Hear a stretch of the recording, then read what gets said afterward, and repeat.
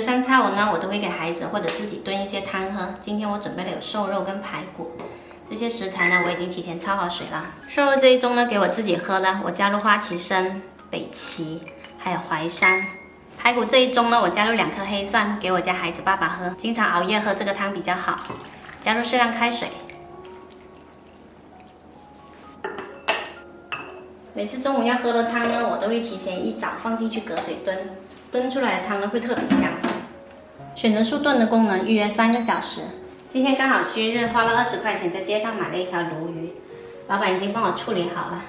我们再用盐来搓洗一下，可以去掉腥味。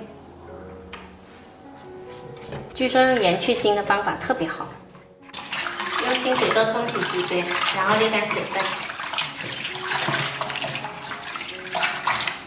正盘里放上姜片跟葱段，然后拿2根筷子这样交叉的架着，把我们沥干水的鱼放上来。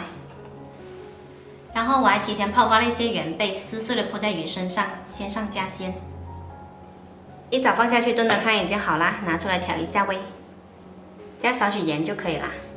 这样炖出来的汤呢，简单好喝又营养。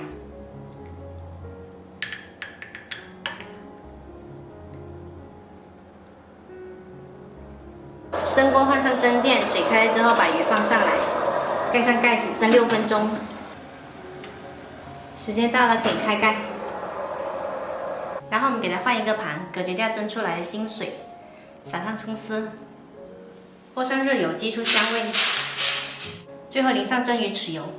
我们这一道特别鲜美的原贝蒸鲈鱼就做好啦。